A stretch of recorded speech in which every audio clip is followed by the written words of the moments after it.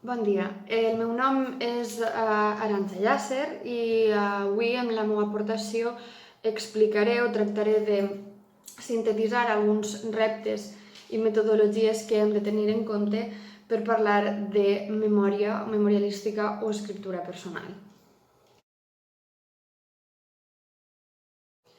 En primer lloc, quan parlem de memorialística, hem d'entendre a què ens estem referint. La memorialística és un gènere molt heterogeni que agrupa testimonis amb característiques molt diferents entre ells, però que tenen un element en comú, que és la concepció o entendre l'escriptura com una eina per superar els límits del temps. La llavor de la memorialística la trobem en el món clàssic arreu d'Europa, però no és fins l'època moderna que es produeix l'eclosió del gènere. Entre altres coses, perquè és quan es dona el naixement de la consciència individual. A més d'altres condicionaments que es donen simultàniament arreu d'Europa que afavoreixen aquesta eclosió a la que em referisc.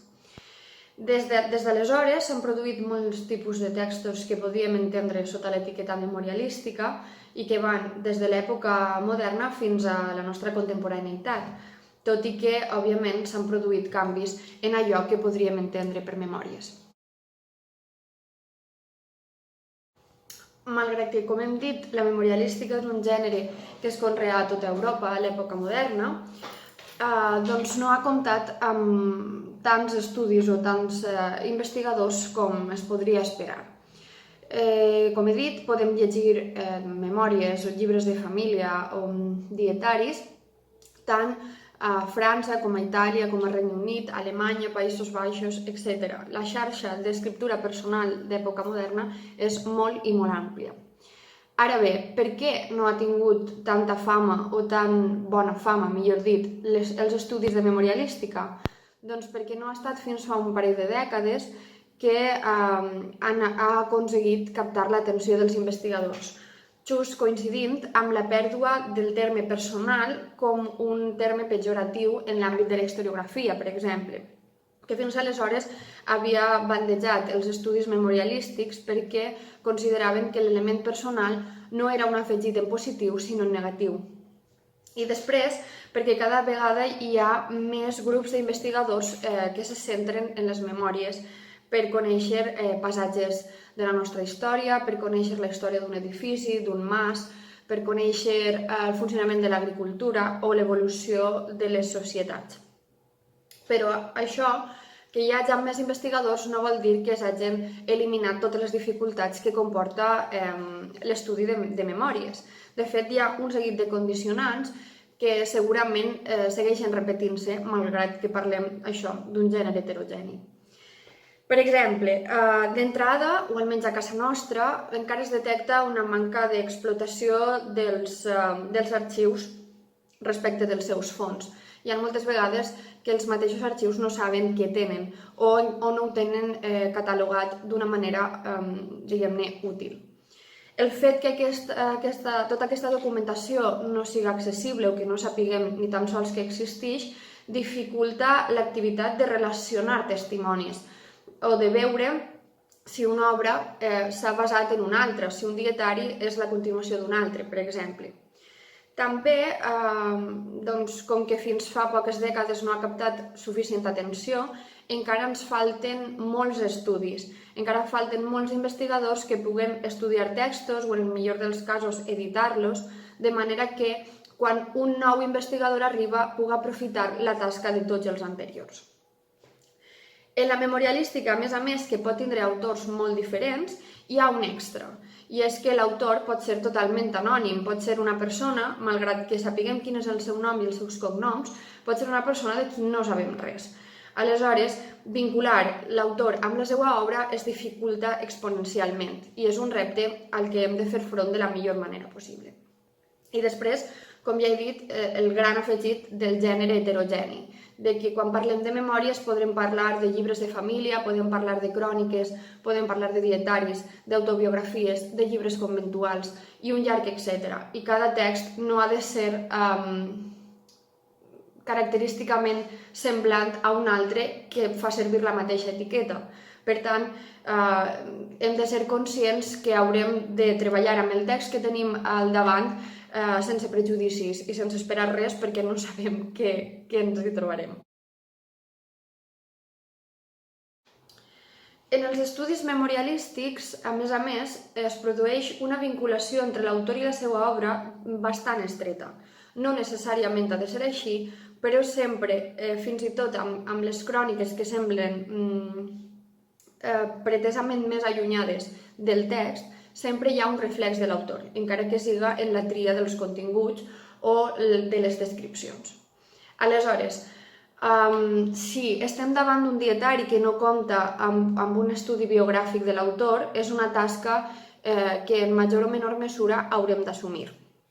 Quins són els tipus d'informació que paga la pena més o menys conèixer? Doncs com he posat en el títol d'aquesta part de la meva intervenció, hem de situar-lo en les seues coordenades. Coordenades socials, coordenades econòmiques, coordenades estamentals, geogràfiques, etc.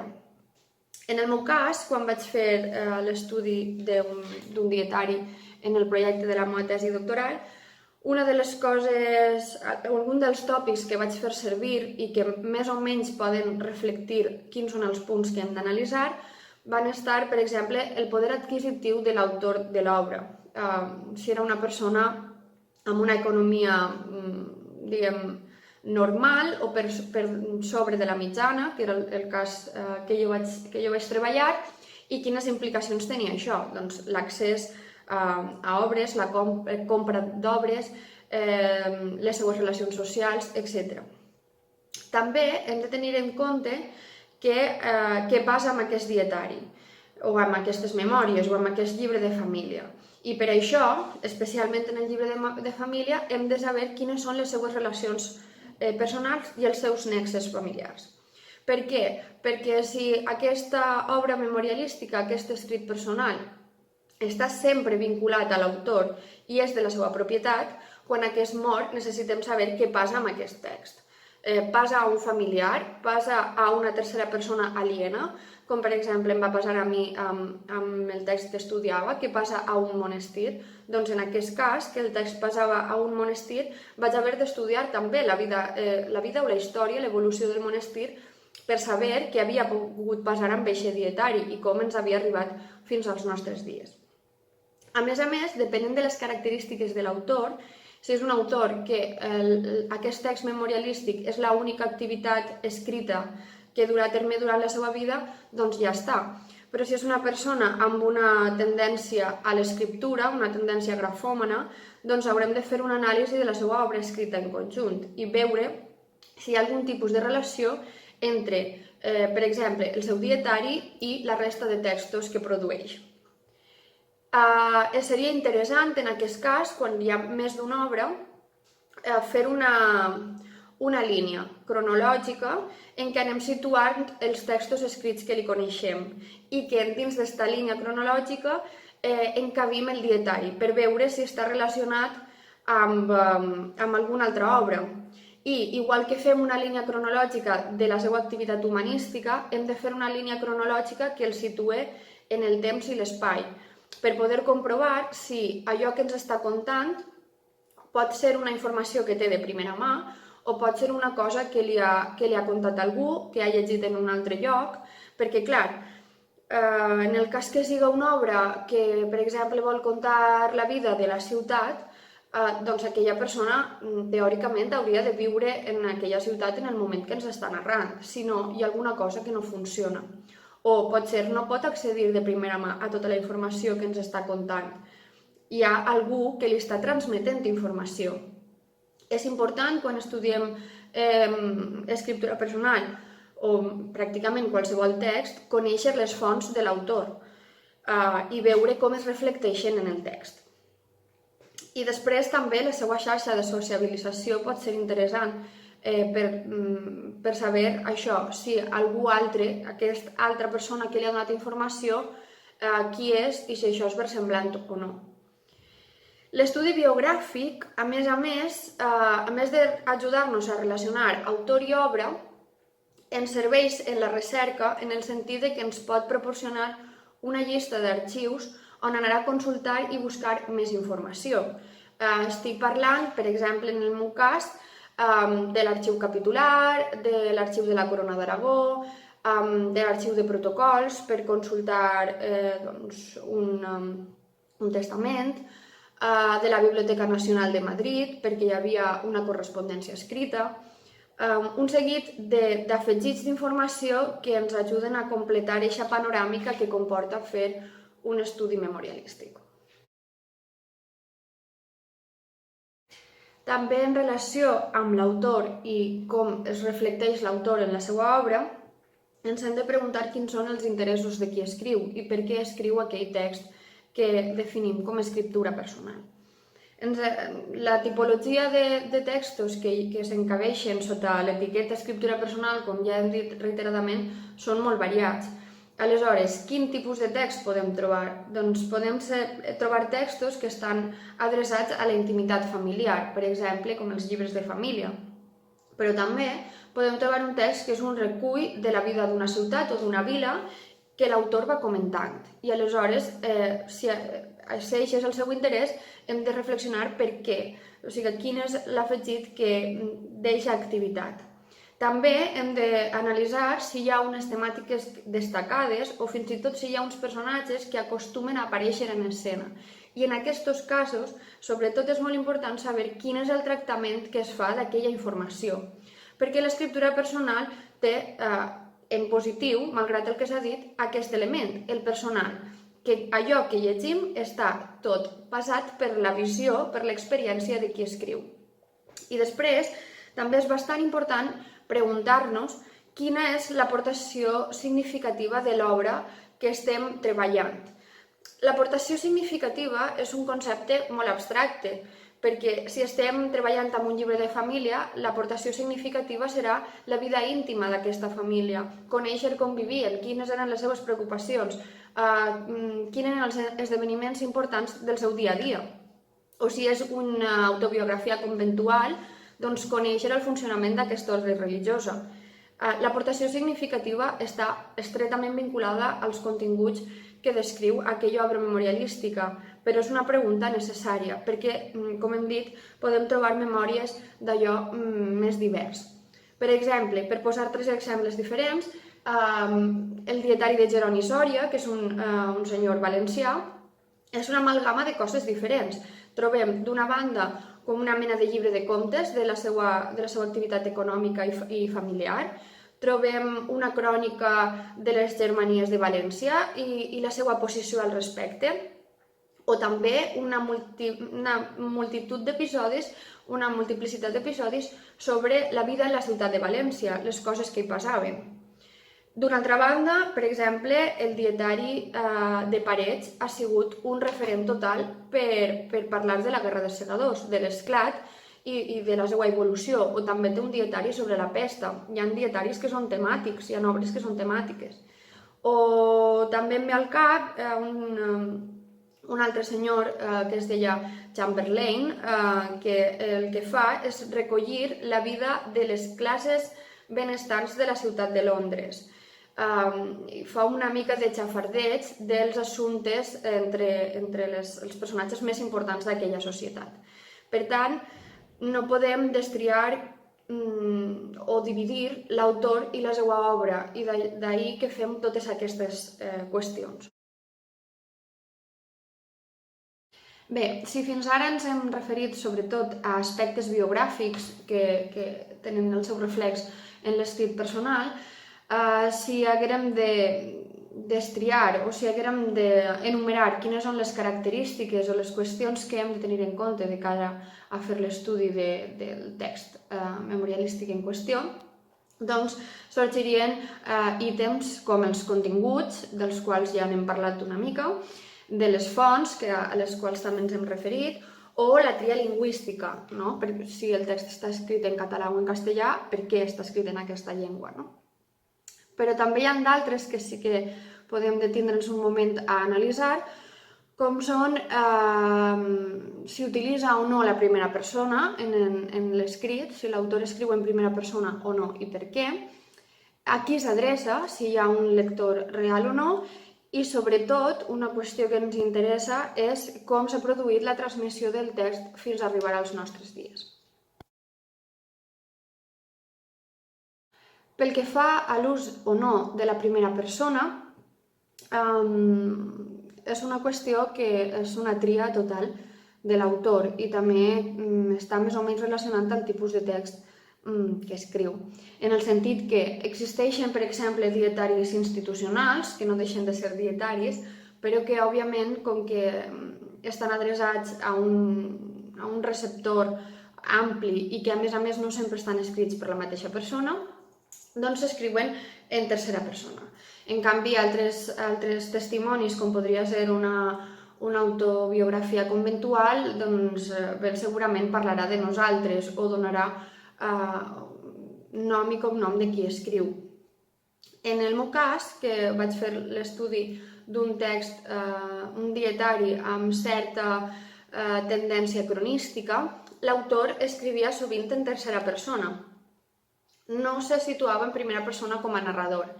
I sols, quan intervenia com un personatge més en allò que ens estava narrant, parlava d'ell i utilitzava el pronom personal i si no, la màxima representació dins del text era l'ús del nosaltres, en què s'incorporava a ell com a autor i al lector.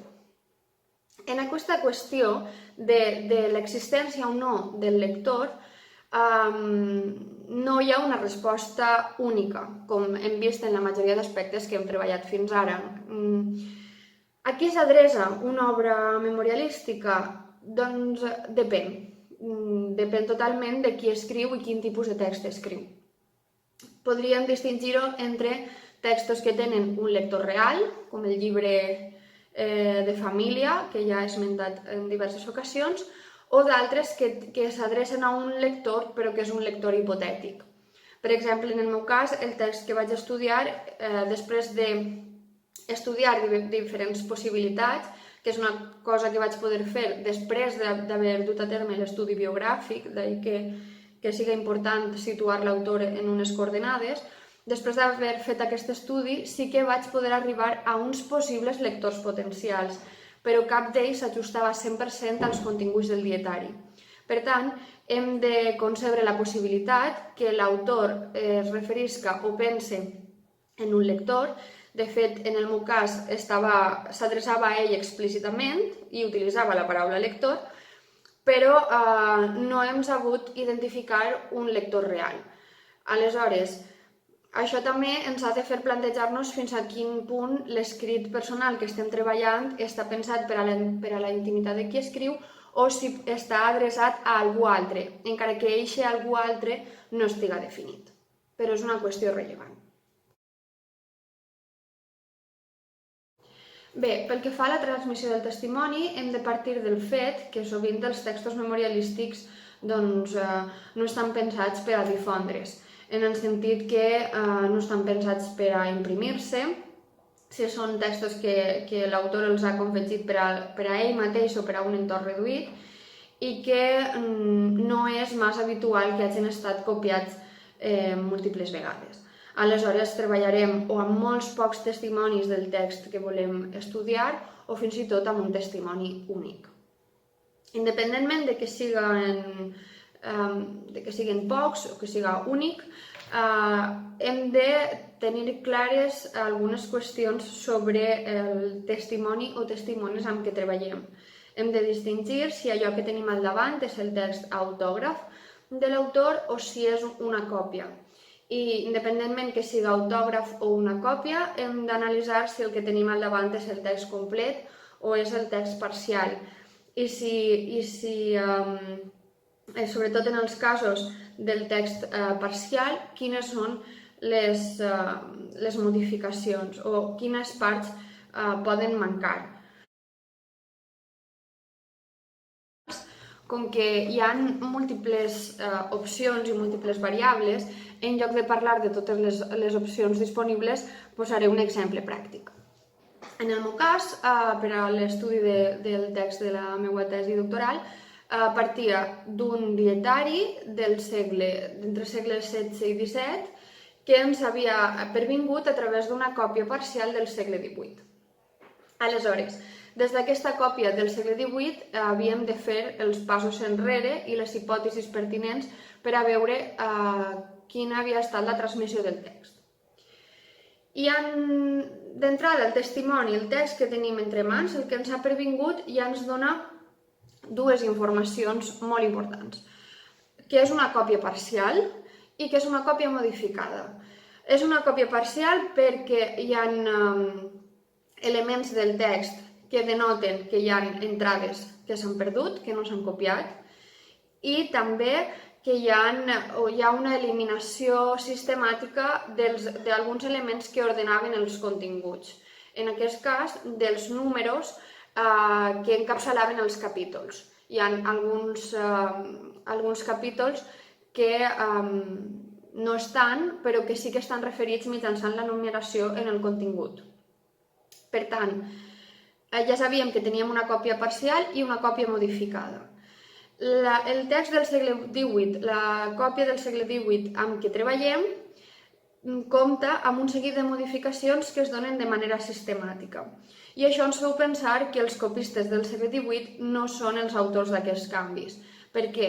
Doncs perquè la còpia del segle XVIII està feta per 3 copistes diferents del mateix entorn, però 3 mans diferents, alguna de les quals és bastant maldestra.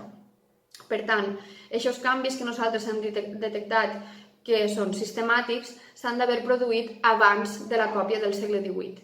I això ens fa pensar en una còpia anterior, a la qual li vam posar la lletra beta. La bibliografia, i en part l'estudi biogràfic de l'autor, ens feu arribar a un escrit dels editors d'una altra obra que es referien a una còpia del dietari de Jaume Ramon Vila, que és el que jo he estudiat, d'una extensió molt major que el que conservem i de la qual havien sol·licitat una còpia a principi del segle XIX. Això no sabem fins a quin punt és cert, però com a mínim és versemblant, perquè el monestir on es conservava tota la biblioteca de l'autor conserva allà els documents, els textos i els llibres fins a la desamortització de Mendizábal, quan es produeix un incendi i hi ha un testimoni que diu com veu que llancen llibres per les finestres. Per tant, és possible que aquesta referència d'una còpia d'un dietari més llarg de principi del XIX fora certa, però si és així hem d'ampliar la transmissió del text a una altra línia, a una línia que hem definit amb la lletra alfa. Com que no tenim tota la informació, no podem establir un stemma codicum. Finalment, a mode de conclusió, voldria remarcar la important aportació de l'escriptura personal a estudis molt diversos, com ja he dit al principi, a estudis al voltant de història, d'antropologia, òbviament de llengua, d'evolució de la llengua, d'estudis culturals d'allò més diversos. I honestament cada vegada hi ha més gent que defensa els estudis memorialístics com una aportació rellevant en disciplines molt variades. En conjunt, l'escriptura personal és un gènere que mereix molta més atenció de la que ha rebut fins ara. Hem de ser conscients que és un gènere complex, que ens hem d'acostumar a treballar amb moltes incerteses, amb moltes hipòtesis i que no sempre arribarem a les respostes que volíem, però si haguera de donar 2 consells per a l'estudi de memòries, en general aconsellaria fer moltes preguntes, tot i sabent que no les podrem respondre totes, atrevir-nos a eixir del nostre camp d'estudi habitual, perquè la memorialística acostuma a tenir com moltes vessants i com més ens atrevim, més coses sabrem, i després, davant de tantes hipòtesis, sobretot no caure en la paranoia, no veure coses que no existeixen, no obsessionar-nos i valorar els passos, el progrés de l'estudi amb un text memorialístic que acostumen a ser molt complexos. Així que ànim i fem-los eixir de l'anonimat. Moltes gràcies.